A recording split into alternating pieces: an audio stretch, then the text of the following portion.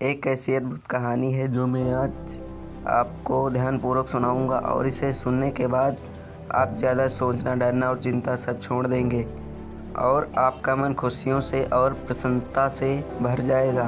तो चलिए आज की कहानी की शुरुआत करते हैं दोस्तों। एक समय की बात है, किसी नगरी में एक युवक रहता था। वह युवक अत्यंत दुखी था।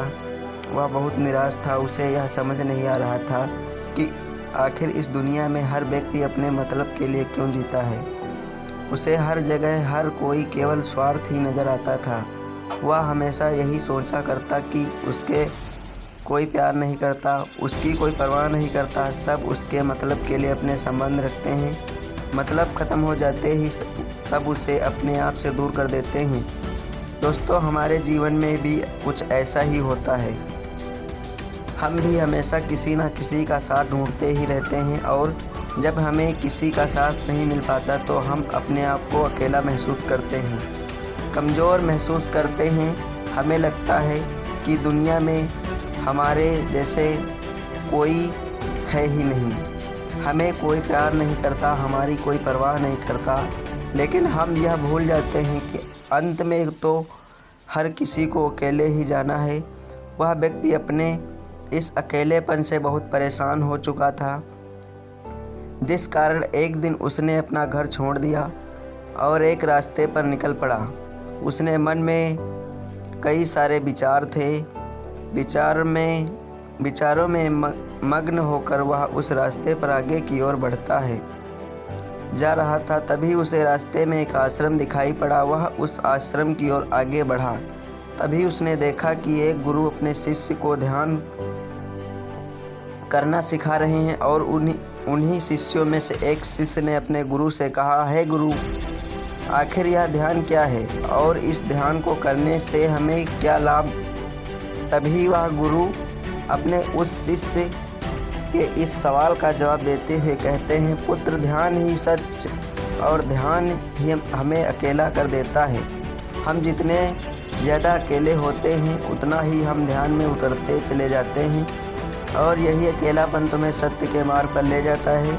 मैं तुम्हें सत्य की प्राप्ति करवाता हूँ। वह युवक आश्रम के बाहर खड़े होकर यह सब कुछ देख रहा था, सुन रहा था। जैसे ही उसने उन गुरुवर के मुख से यह सारी बातें सुनी, वह दौड़ा दौड़ा उन गुरुवर के पास आया और कहने लगा, हे गुरु, यदि ध्यान हमें अकेला कर देता है तो इसका मतलब यह हुआ कि मैं इन सब चीज़ों में श्रेष्ठ हूँ। आप तो ध्यान का सहारा लेकर अकेले होते हैं, लेकिन मैं तो ऐसे ही अकेला हूँ। मेरा ऐसा कोई नहीं है जिसे मैं अपना कह सकूँ, जो मेरी परवाह करता हो, जो मेरा ख्याल रखता हो, और मैं अपनी राह पर अकेला ही चलता जा रहा हूँ। उस व्यक्ति की यह सारी बातें सुनकर उन गुरुवर ने उस व्यक्ति को ध्यानपूर्वक देखा और उसके बाद उससे कहते हैं, बनते, अगर तुम अकेले हो तो तुम्हारे पीछे तुम्हारा पूरा परिवार, तुम्हारे मित्र, तुम्हारे शत्रु, तुम्हारे संगी संबंधी, इन सबको लेकर तुम कहाँ जा रहे हो। उन गुरुवर के मुख से यह बात सुनकर वह व्यक्ति चौंका उठा और उसने तुरंत ही पीछे मुड़कर देखा तो वहाँ पर कोई नहीं था। तभी वह उन गुरुवर से कहता है, हे गुरुवर, कौन है मेरे पीछे? कोई तो नहीं ना मेरे परिवार वाले, ना मेरे मित्र, ना मेरे शत्रु और ना ही मेरे सगे संबंधी। मैं तो सबको पीछे छोड़ आया हूँ, क्योंकि कोई मुझे नहीं पूछता, कोई मेरी परवाह नहीं करता, कोई मेरा ख्याल तक नहीं रखता, यहाँ तक कि मेरी कोई आवाज़ तक नहीं सुनना चाहता। लेकिन जब किसी के ऊपर कोई समस्या आती है तो वह मुझे अवश्य याद करता है, पर आप बाकी समय पर वह मुझे पूछते तक नहीं। उन्हें यह सब तब खबर नहीं होती कि मैं किस हाल में हूँ, मैं जिंदा हूँ या नहीं। उन सबको इन सब चीज़ों से कोई फ़र्क नहीं पड़ता। उन गुरुवर ने उस व्यक्ति की यह बातें ध्यानपूर्वक सुनी और उसके बाद उस युवक से कहते हैं, भंते, तुम सही कह रहे हो, लेकिन जब तक तुम इन सभी को छोड़कर नहीं आते तब तक तुम भला अकेले कैसे हो सकते हो। वह व्यक्ति एक बार फिर से आश्चर्यचकित होकर पीछे मुड़कर देखता है और फिर उन गुरुवर से कहता है, गुरुवर, यहाँ पर कोई नहीं है, मैं अकेला ही यहाँ पर आया हूँ। लग रहा है कि आप मेरा मजाक उड़ा रहे हैं। मेरे पीछे कोई नहीं है, आप खुद देख सकते हैं। फिर आप क्यों यह कह रहे हैं कि जाओ और उन्हें छोड़कर आओ, जब मेरे साथ कोई है नहीं तो मैं भला उन कहाँ कैसे छोड़ूं? उस युवक की यह सारी बातें सुनकर वह गुरुवर मुस्कुराने लगे और उस युवक से कहते हैं, बनते आखिर तुम मुझसे क्या चाहते हो? इस पर वह युवक उन गुरुवर से कहता है, गुरुवर, मैं आपका शिष्य बनना चाहता हूँ। मुझे कोई साथी चाहिए, मुझे अपना शिष्य बना लीजिए, मैं जीवन भर आपका आभारी रहूँगा।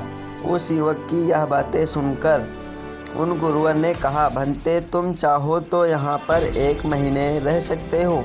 उसके बाद ही मैं यह निर्णय करूँगा कि मुझे तुम्हें अपना शिष्य बनाना चाहिए या फिर नहीं।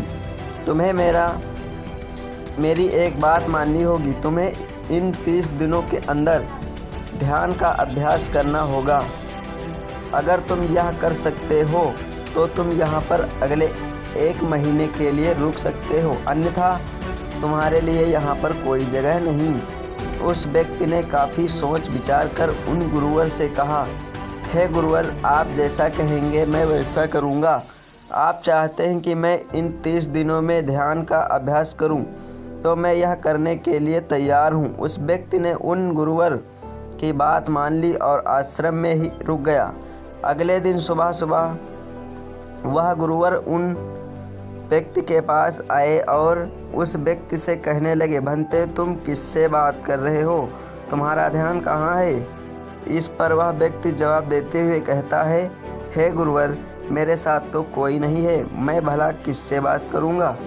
मैं तो अकेला हूँ। तभी वह गुरुवर उस व्यक्ति से कहते हैं, ठीक है, लेकिन अब ध्यान लगाओ, क्योंकि तुमने मुझे वचन दिया था कि इन 30 दिनों में तुम ध्यान का अभ्यास करोगे।